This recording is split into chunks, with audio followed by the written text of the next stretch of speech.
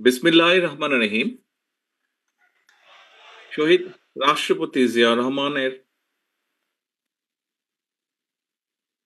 ৮৯তম জন্মবার্ষিকী উপলক্ষে বাংলাদেশ জাতীয়তাবাদী দল আয়োজিত আজকের এই আলোচনা সভার সম্মানিত সভাপতি, বাংলাদেশ জাতীয়তাবাদী দলের সম্মানিত মহাসচিব জনাব মির্জা ফখরুল ইসলাম আলমগীর, মঞ্চে উপস্থিত স্থায়ী কমিটির সম্মানিত সদস্য সহ সম্মানিত আলোচকবৃন্দ এবং আমার সামনে উপস্থিত এই মঞ্চের সামনে এবং এই ঘরের বাইরে বিএনপি সহ সকল অঙ্গ সহযোগী সংগঠনের প্রিয় ভাই বোন নেতাকর্মীরা, আসসালামু আলাইকুম।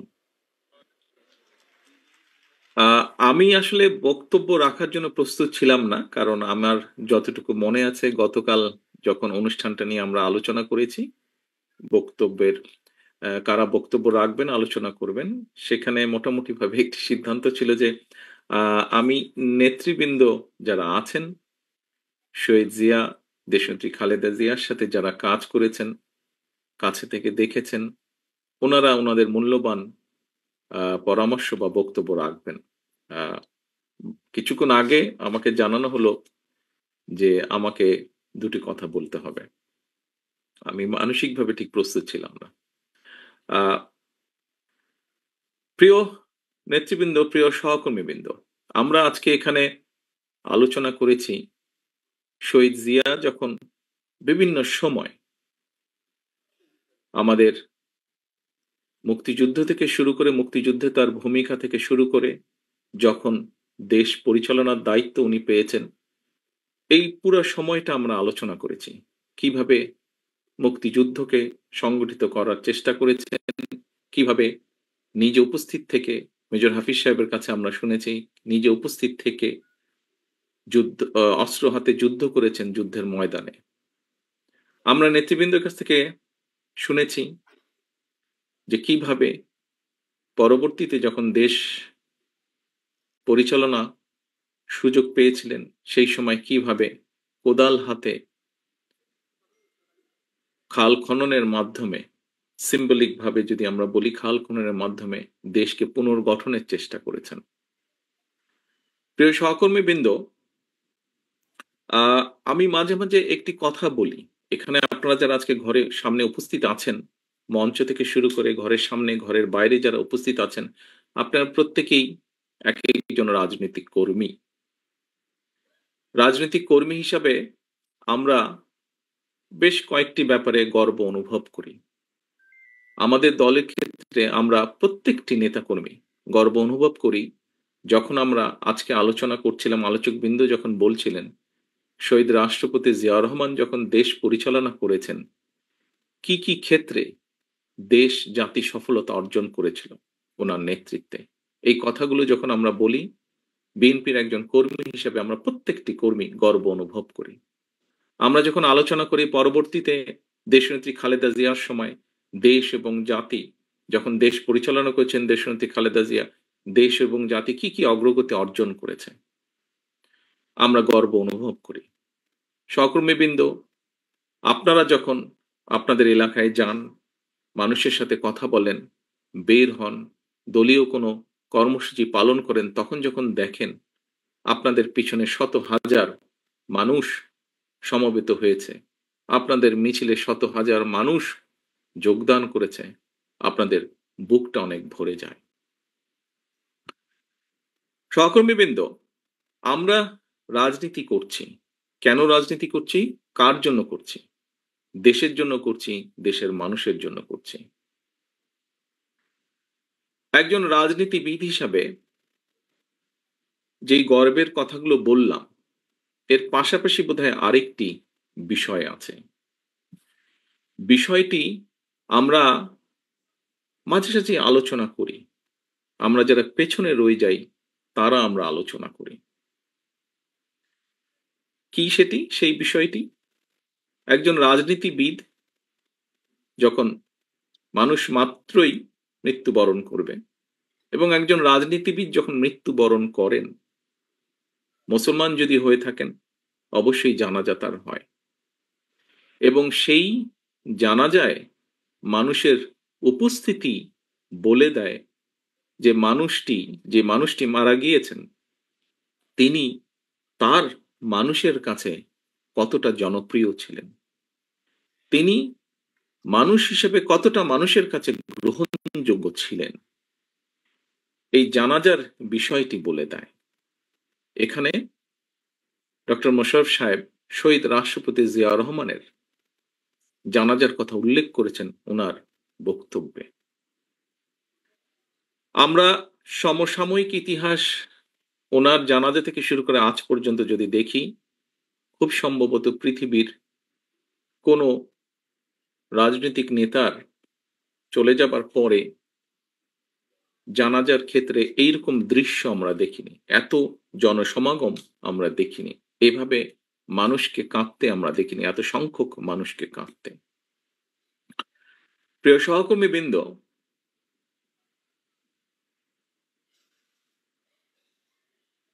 আমার মনে হয় যে আমাদের প্রত্যেকে মানুষ, এখানে যারা আজকে আমরা উপস্থিত আছি, প্রত্যেকে আমাদেরকে একদিন চলে যেতে হবে। স্বাভাবিকভাবেই মৃত্যুর পরে জানাজা, মুসলমান হলে জানাজা, অন্য ধর্ম হলে সেই ধর্ম অনুযায়ী যেই অনুষ্ঠানটি হয় সেই অনুষ্ঠানটি হবে। কারটি কত বড় হবে সেটি আমরা জানবো না, অর্থাৎ যে মানুষটি মারা যাচ্ছে, কিন্তু যারা বেঁচে থাকবে তারা দেখতে পাবে। সহকর্মীবৃন্দ, শহীদ রাষ্ট্রপতি জিয়াউর রহমানের কর্মী হিসাবে আমাদের প্রত্যেকের বোধহয় নিজের মনের ভেতরে এইরকম একটা ইচ্ছা থাকা উচিত যে শহীদ রাষ্ট্রপতি জিয়াউর রহমান যেভাবে নিজেকে মানুষের কাছে গ্রহণযোগ্য করেছিলেন, যেভাবে মানুষের স্নেহ ভালোবাসা পেয়েছিলেন, সেই রকম কিছু একটা আমরা একজন রাজনৈতিক কর্মী হিসেবে, তার দলের রাজনৈতিক কর্মী হিসেবে আমরা আমাদের যার যার অবস্থান থেকে তার সর্বোচ্চটা যাতে আমরা পেতে পারি, এরকম একটি দৃঢ় সংকল্প আমি মনে করি বর্তমান প্রেক্ষাপটে নেওয়া উচিত। আমরা শহীদ রাষ্ট্রপতি জিয়াউর রহমানের সম্মানিত আলোচকবৃন্দ বিভিন্ন বিষয়ে আলোচনা করেছেন। সকল কিছু যদি আমরা পর্যালোচনা করি, তাহলে আমি মনে করি একজন রাজনৈতিক কর্মী হিসাবে, ওনার সন্তান হিসাবে এবং ওনার দলের একজন রাজনৈতিক কর্মী হিসাবে আমার ক্ষেত্রে আমি সেই রকমই চাই।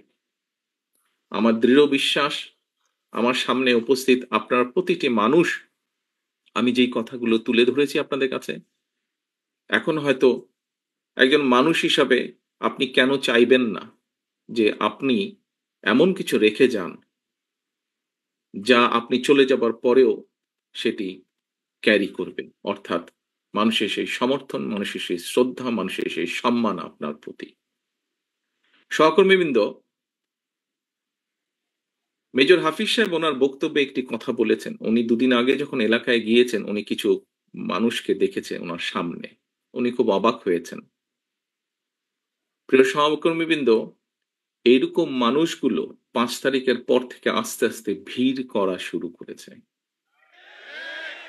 এরকম এখানে আরেকজন বক্তা বলেছেন যে এই ঘরে যারা উপস্থিত আছেন, খুব সম্ভব মঈন খান সাহেব বলেছেন ওনার বক্তব্যে যে এই ঘরে যারা আপনারা উপস্থিত আছেন, আমাদের দেশনেত্রী থেকে শুরু করে আমাদের গ্রামের প্রতি শেষ কর্মীটি পর্যন্ত, প্রত্যেকটি মানুষ বিগত 15 বছরে, 16 বছরে, আমরা 111 থেকে ধরলে আরো লম্বা সময়, আরো 2 বছর সময়, কিভাবে আপনারা অত্যাচারিত হয়েছেন, নির্যাতিত হয়েছেন। বাংলাদেশের পত্র পত্রিকাগুলো, যেই পত্র পত্রিকাগুলো সহজে আমরা বলতাম, কথার ছলে আমরা বলতাম বিএনপির ভালো নিউজ করে না, সেই পত্র পত্রিকাগুলো লিখেছে তারা যে কিভাবে আমাদের নেতাকর্মীরা হাতকড়া পরা অবস্থায় জেলের ভিতরে মারা গিয়েছে, কিভাবে আমাদের নেতাকর্মীরা হাতকড়া পরা অবস্থায় হাসপাতালের বারান্দায় শুয়ে আছে। প্রিয় সহকর্মীবৃন্দ, এই ঘটনাগুলো, এই দৃশ্যগুলো নিশ্চয়ই আপনারা ভুলে যাননি। আপনারা যদি ভুলে না গিয়ে থাকেন প্রিয় সহকর্মীবৃন্দ, তাহলে আপনাদের প্রত্যেকের মনে আজকে একটি প্রশ্ন বা জিজ্ঞাসা আসা উচিত যে কেন আমরা ওই যে হাফিজ সাহেবের যাদেরকে দেখেছেন, কেন এই মানুষগুলোকে আমরা আমাদের আশেপাশে ভিড় করতে দেব? কারণ শহীদ রাষ্ট্রপতি জিয়া রহমানের প্রতি এখনো যে মানুষের ভালোবাসা, শ্রদ্ধা আছে, সেটিকে ধরে রাখার দায়িত্ব আমাদের। উনার যেই পরিকল্পনা, যেই আশা, যেই আকাঙ্ক্ষা নিয়ে আমরা আলোচনা করেছি, উনার যেই সফলতাগুলো নিয়ে আমরা আলোচনা করেছি, যা দেশ এবং দেশের মানুষকে উপকৃত করেছে, সেগুলোকে যদি আমাদের কন্টিনিউ করতে হয়, তাহলে অবশ্যই আমাদেরকে যেমন সতর্ক হতে হবে, আমাদের প্রত্যেকটি নেতাকর্মীদেরকে যেরকম সতর্ক হতে হবে, সচেতন হতে হবে, একসাথে একইভাবে যেটি মহাসচিব সাহেব ওনার বক্তব্যে বলেছেন যে মানুষের পাশে গিয়ে দাঁড়াতে হবে। দেখুন, শহীদ রাষ্ট্রপতি জিয়া রহমানের যতগুলো কম বেশি ভিডিও আছে, তখন তো আর ভিডিও ক্যামেরা ছিল না, প্রজেক্টর ছিল। অনেক নষ্ট হয়ে গেছে। বিশেষ করে আমরা যেটা জানি, বিগত সরকারের সময় অনেক এরকম ডকুমেন্ট যেগুলা সরকারি জিম্মায় ছিল নষ্ট করে ফেলা হয়েছে। তারপরেও যতটুকু আমরা দেখি এখন, দেখবেন প্রত্যেকটি ভিডিওতে মানে ১০০ টি যদি থাকে, তার মধ্যে শতকরা ৮০ টি ভিডিও, ৭০ থেকে ৮০ টি ভিডিওতে দেখবেন উনি কিন্তু গণমানুষের কাছে হয় গ্রামের মেঠো পথ দিয়ে হেঁটে যাচ্ছেন, অথবা খাল কাটছেন, অথবা গ্রামের কোনো একটি গৃহস্থের সাথে, কৃষকের সাথে কথা বলছেন। অর্থাৎ মানুষের মধ্যেখানে আছেন, অথবা স্কুলের শিশুদের সাথে কথা বলছেন, অথবা শিক্ষকদের সাথে। অর্থাৎ সোজা কথা, উনি মানুষের কাছে আছেন। তো আমরা তো উনারই নেতাকর্মী, আমরা তো উনারই ফলোয়ার। তাহলে কেন আমরা এই কাজটি করতে পারবো না? প্রিয় সহকর্মীবৃন্দ, রাজনৈতিক দল হিসাবে, একটি গণতান্ত্রিক রাজনৈতিক দল হিসাবে আমরা তো এক্সপেক্ট করবই, এবং শুধু এটা আমাদের এক্সপেকটেশন বা আশা না। এই অধিকারটিকে বঞ্চিত করা হয়েছিল গত ১ যুগেরও বেশি সময় ধরে, এবং এই অধিকারকে প্রতিষ্ঠিত করার পক্ষে বাংলাদেশের প্রত্যেকটি মানুষ সচেতন, প্রত্যেকটি গণতান্ত্রিক মানুষ। কি সেটি? সেটি ভোটের অধিকার, ভোটকে প্রতিষ্ঠিত করা। আমি বিগত ১ যুগেরও বেশি সময় ধরে বাধ্য হয়ে প্রবাসে থাকতে হচ্ছে আমাকে। আমি এমন একটি দেশে আছি যেখানে গত ৪০০ বছর ধরে গণতন্ত্র প্র্যাকটিস হচ্ছে। আমরা গণতান্ত্রিক দেশ, উন্নত দেশ, মানুষের গণতান্ত্রিক অধিকারের দেশ বললে ১ম এই ব্রিটেনের কথা চোখের সামনে ভেসে ওঠে। প্রিয় সহকর্মীবৃন্দ, এই দেশে যেকোনো সরকারি ব্যবস্থা, যেকোনো রাষ্ট্রীয় ব্যবস্থা, যেকোনো ব্যবস্থা কেন মানুষের পক্ষে? তার একটি মূল কারণ হচ্ছে এই দেশের মানুষের ভোটের অধিকার প্রতিষ্ঠিত রেখেছে তারা। যেকোনোভাবেই হোক সেটিকে প্রতিষ্ঠিত রেখেছে। অর্থাৎ মানুষকে কথা বলতে দিতে হবে, মানুষকে তার ভোট দিতে দিতে হবে। এর বাইরে কোনো কথা নাই। এবং তার জন্য একটি জবাবদিহিতা তৈরি হয়েছে, আস্তে, আস্তে জবাবদিহিতা তৈরি হয়েছে। সেই জবাবদিহিতা প্রত্যেকটি ক্ষেত্রে, রাষ্ট্র এবং সরকারের প্রতিটি ক্ষেত্রে এই জবাবদিহিতা তৈরি করতে পেরেছে তারা, এবং সেজন্যই এখানে মানুষ নিরাপদ থাকে। এখানে মানুষ রাষ্ট্রকে, সরকারকে ভয় পায় না, বরং সরকার মানুষকে ভয় পায়। এবং সেই জন্য সরকার প্রতিনিয়ত সচেতন থাকে কিভাবে দেশের মানুষকে ভালো রাখা সম্ভব হয়। কাজেই আমরা মনে করি, আমি দৃঢ়ভাবে বিশ্বাস করি, যে কোনো মূল্যে গতকাল জিয়াউর রহমান ফাউন্ডেশনের অনুষ্ঠানে একজন আহ, একজন তরুণের প্রশ্নের জবাবে আমি একটি উত্তর দিয়েছিলাম। প্রশ্নটি করেছিল আরেকজনকে, বাট উনি বলার পরে আমি অ্যাড করেছিলাম আমার মনের কথাটি। সেটি হচ্ছে, বাংলাদেশে আমরা অনেকগুলো রাজনৈতিক দল আছি। বিভিন্ন রাজনৈতিক দলের বিভিন্ন মতবাদ আছে, বিভিন্ন আদর্শ আছে, থাকতে পারে, থাকাটাই স্বাভাবিক, থাকাটাও উচিত। তবে একটি ব্যাপারে আমাদের সকলকে একটা জায়গায় মনে হয় আসা উচিত। অর্থাৎ যে কোনো মূল্যে আমি আমার আদর্শের কথা বলবো, আরেকজনের আদর্শের কথা বলবে। আমি সুযোগ পেলে আমার আদর্শ বাস্তবায়ন করব, জনগণ যদি আমাকে সুযোগ দেয়। অন্য কেউ সুযোগ পেলে, তাকে যদি জনগণ সুযোগ দেয়, সে তার আদর্শ বাস্তবায়ন করবে, যা তার জনগণের সামনে উপস্থাপন করবে। বাট একটি ক্ষেত্রে যে কোনো মূল্যে এক জায়গায় আমাদেরকে থাকতে হবে, সেটি হচ্ছে নির্দিষ্ট সময় পরে পরে দেশের নিয়ম আইন কানুনের সংবিধান যে সময়টি বেঁধে দিবে সেই সময় পরে পরে অবশ্যই রাষ্ট্রের বা সরকারের প্রতিটি পর্যায়ে যেখানে নির্ধারিত হবে সেখানে ভোট হতে হবে। সেটি জাতীয় সংসদ হোক, সেটি পৌরসভা হোক, ইউনিয়ন পরিষদ হোক, যেটিই হোক না কেন। অর্থাৎ জবাবদিহিতা, ভোটই একমাত্র, ভোটের অধিকার একমাত্র জবাবদিহিতা তৈরি করতে পারে। জবাবদিহিতা যদি রাষ্ট্রে, সমাজে, সকল জায়গায় যদি আমরা জবাবদিহিতা তৈরি করতে পারি, তাহলেই ধীরে ধীরে আমরা এগোতে সক্ষম হব। ধীরে ধীরে সরকার যদি জনগণকে জবাবদিহিতা করতে বাধ্য থাকে প্রতি কাজের জন্য, তাহলেই একমাত্র আস্তে আস্তে জনগণের দুঃখ দুর্দশা লাঘব করা সম্ভব হবে। জনগণের কথা, জনগণের ইচ্ছা, জনগণের আকাঙ্ক্ষা প্রতিফলিত হবে সরকারের কাজের মাধ্যমে। প্রিয় সহকর্মীবৃন্দ, আমি একটি কথা বলতে চাই আমার বক্তব্যের মধ্যে।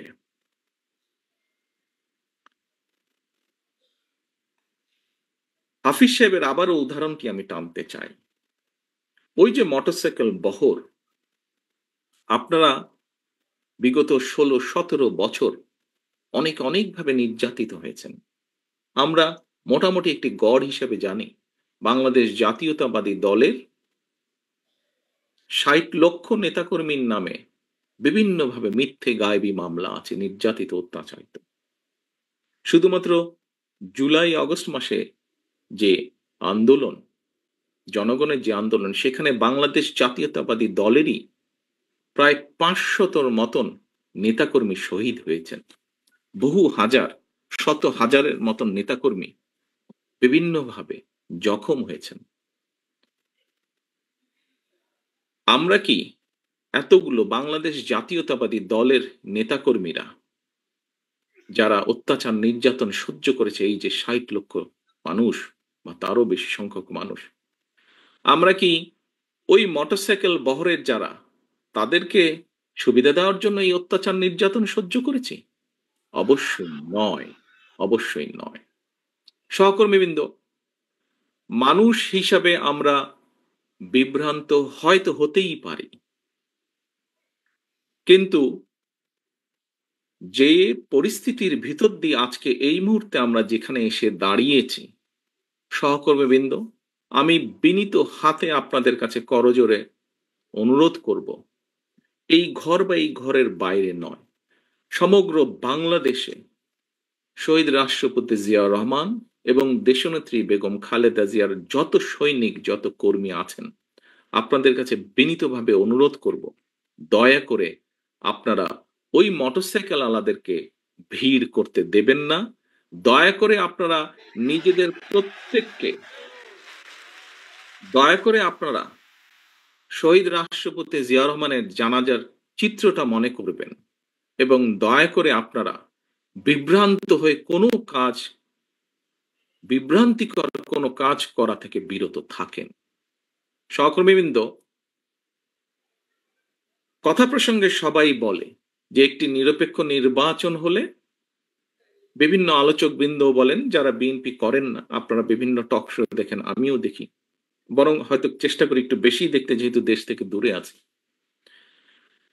অনেকেই বলেন যে একটি দেশে স্বাভাবিক সুষ্ঠু নিরপেক্ষ নির্বাচন হলে বাংলাদেশ জাতীয়তাবাদী দলের সর্বোচ্চ সম্ভাবনা আছে সরকার গঠন করার।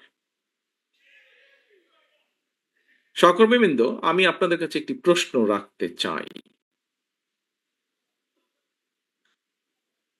সেই মোটরসাইকেল আলাদের তাদের নিজ স্বার্থ উদ্ধারের জন্য বা আমাদের কিছু নেতাকর্মী বিভ্রান্ত হয়ে যদি এমন পরিস্থিতির উদ্ভব হয় যেখানে অন্য কেউ সরকার গঠন করল, তাহলে কি আপনি মনে করেন আপনি খুব ভালো থাকতে পারবেন? আপনি বলতে আমি, বাংলাদেশে যদি ১ কোটি বিএনপির নেতাকর্মী থাকে, সবকিছু মিলিয়ে আমি এই ১ কোটি মানুষকেই বলছি, আপনারা কি ভালো থাকতে পারবেন? কারা চলে আসবে, কি চলে আসবে আমরা জানি না।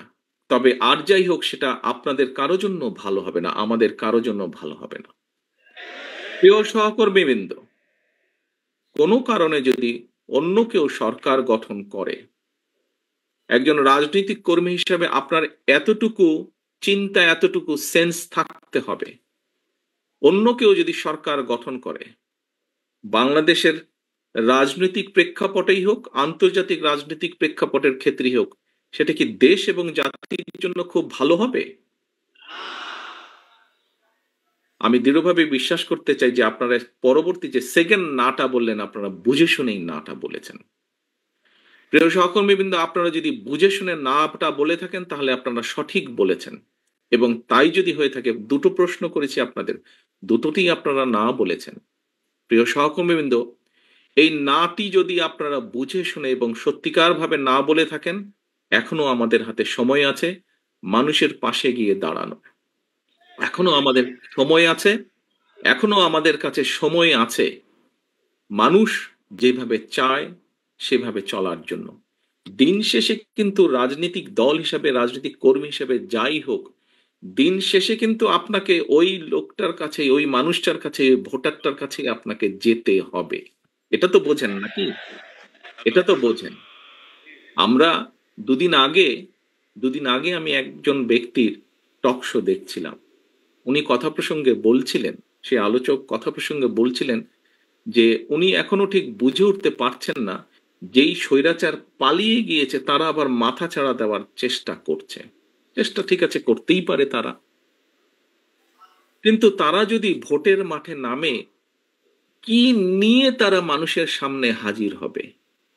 পেছনের গুলা বাদই দিলাম, উনি বলছেন যে পেছনের গুলো না হয় বাদই দিলাম, এই জুলাই অগস্ট মাসে যে হত্যাকাণ্ড ঘটেছে, প্রায় 1.5 থেকে 2,000 মানুষকে যে হত্যা করেছে, প্রায় 30,000-এর মতন মানুষকে যে তারা জখম করেছে, ইউনিসেফের বক্তব্য অনুযায়ী 64টা শিশুকে তারা হত্যা করেছে, এর জবাব তারা মানুষের সামনে কি দিবে? এই জবাবগুলো তো তাদেরকে দিতেই হবে। প্রিয় সহকর্মীবৃন্দ, আমরা যদি সেই দিনটি আসা পর্যন্ত আমাদের ভিতরে যদি কেউ কিছু করে, জবাব তো আপনাকে দিতে হবে। যখন আপনি দুদিন পরে ভোটের জন্য মানুষের কাছে যাবেন, আপনাকে জবাব দিতে হবে না?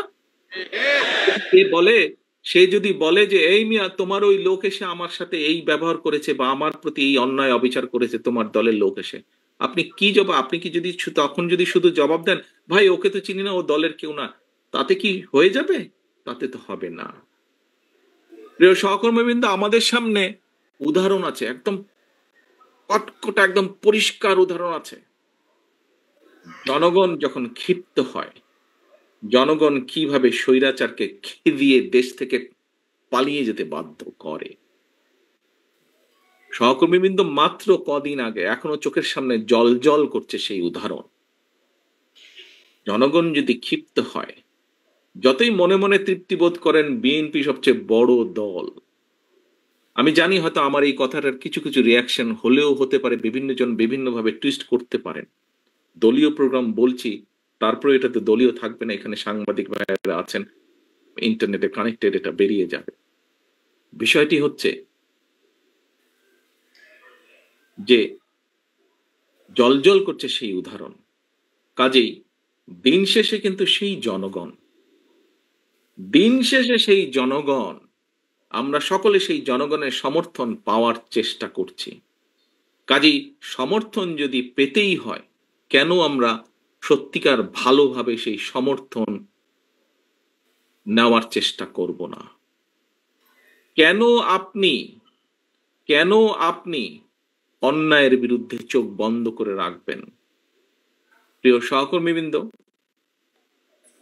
দিন শেষে সেই জনগণের কাছেই যেতে হবে। জনগণ যদি মুখটা ফিরিয়ে নেয়, আপনার আমার কিন্তু কোনো স্থান নেই। যত বড় যাই হই না কেন, আমরা নিজেরা যত বড় যাই মনে করি না কেন, জনগণ যদি মুখ ফিরিয়ে নেয়, এবং নাম বলবো না, কিছু কিছু রাজনৈতিক শক্তি, যেই হোক না, যত ছোট বড়ই হোক না কেন, তারা বিভিন্নভাবে আমাদের বিপক্ষে ওই মোটরসাইকেল আলাদের কিছু কাজ কামের কারণে তার সাথে আমাদের নেতাকর্মীদেরকে যুক্ত করে কিছু কিছু কথা বলার চেষ্টা করছে। আমাদেরকে সতর্ক সচেতন হতে হবে সহকর্মীবৃন্দ। বারে বারে আমি বলছি, আমি আজকে গত কয়েক মাস ধরে বলছি, সামনের নির্বাচন এত সহজ নয় আপনারা যত সহজ ভাবছেন। নিজের মনে যতই বড়াই করুন, আরে বিএনপির তো শাখা প্রশাখা একদম গ্রাম পর্যন্ত আছে, অন্যদের কি এত আছে? এত বড়াইয়ের কিছু নেই। থাকতে পারে আপনার শাখা প্রশাখা, প্রিয় সহকর্মীবৃন্দ, আমাদের নেতাকর্মীরা তৈরি করেছে সেই শাখা প্রশাখা, গ্রাম পর্যন্ত দলকে নিয়ে গেছে, ওয়ার্ডে ওয়ার্ডে দলকে নিয়ে গেছে, কিন্তু তারপরেও জনগণ ম্যাটার্স। জনগণ ম্যাটার্স। সেই জনগণই হচ্ছে আমাদের শক্তি, জনগণই হচ্ছে আমাদের সমর্থন, জনগণই হচ্ছে শক্তি। জনগণ সাথে না থাকলে জনগণ 5ই আগস্ট দেখিয়ে দিয়েছে। কাজে আমরা যদি ভুল করি, জনগণ আবার কোনো একটা কিছু দেখিয়ে দিবে, তখন কিন্তু পস্তাতে হবে, তখন কিন্তু হাপিত্যেশ করতে হবে। সহকর্মীবৃন্দ, এখনো সময় আছে। আসুন, আসুন, আসুন, আমরা জনগণের পাশে থাকি, জনগণের সাথে থাকি। যারা এমন কিছু করবে যা আপনাকে আমাকে ক্ষতিগ্রস্ত করবে, যা আমার দলকে ক্ষতিগ্রস্ত করবে, যা আমাদের দল ক্ষতিগ্রস্ত হবে, আমরা তার বিরুদ্ধে প্রতিবাদ গড়ে তুলব, তার বিরুদ্ধে প্রতিরোধ গড়ে তুলব। আজকে শহীদ জিয়ার 89তম জন্মবার্ষিকীতে যদি শহীদ জিয়াকে সত্যিকারভাবে আমাদের স্মরণ করতে হয়, যদি শহীদ জিয়াকে সত্যিকারভাবে সম্মান জানাতে হয়, আজকে দেশনেত্রী খালেদা জিয়া, ওনার জন্য আমরা দোয়া করছি সুস্থতার জন্য, কিন্তু দেশনেত্রী সবচাইতে খুশি হবেন, দোয়া তো আছেই, কিন্তু উনি যখন দেখবেন যে জনগণ সমর্থন দিয়েছে বিএনপির প্রতি, আমি তো মনে করি সবচাইতে বেশি খুশি উনি সেদিন হবেন। এবং দেশনেত্রী খালেদা জিয়ার সৈনিক হিসাবে আপনাদের উপরে সে দায়িত্ব বর্তায়। সহকর্মীবৃন্দ, আমরা কে ছোট নেতা, কে গ্রামের নেতা, কে ইউনিয়নের নেতা, কে বড় নেতা, কে বিভাগীয় নেতা, কে কেন্দ্রীয় নেতা, বিষয় এটি নয়। বিষয় একটি, আমাদের ঐক্যবদ্ধ থাকতে হবে, আমাদেরকে অন্যায়ের বিরুদ্ধে থাকতে হবে, আমাদেরকে অন্যায়ের বিরুদ্ধে প্রতিরোধ করতে হবে, আমাদেরকে এমন ভাবে দাঁড়াতে হবে যাতে জনগণ বোঝে আমরা তাদের সাথে আছি, জনগণ বোঝে আমরা তাদের পাশে আছি, জনগণ বোঝে যে জনগণ যেভাবে চায় আমরা সেভাবেই আছি, জনগণের প্রত্যাশা অনুযায়ী আমরা সেভাবেই তাদের পাশে আছি। সহকর্মীবৃন্দ, আজকে এই হোক আমাদের শপথ, শহীদ রাষ্ট্রপতি জিয়াউর রহমানের এই 89তম জন্মবার্ষিকীতে এই হোক আজকে আমাদের প্রতিজ্ঞা। সকলকে আন্তরিক ধন্যবাদ। আল্লাহ হাফেজ। বাংলাদেশ জিন্দাবাদ। বাংলাদেশ জাতীয়তাবাদী দল জিন্দাবাদ।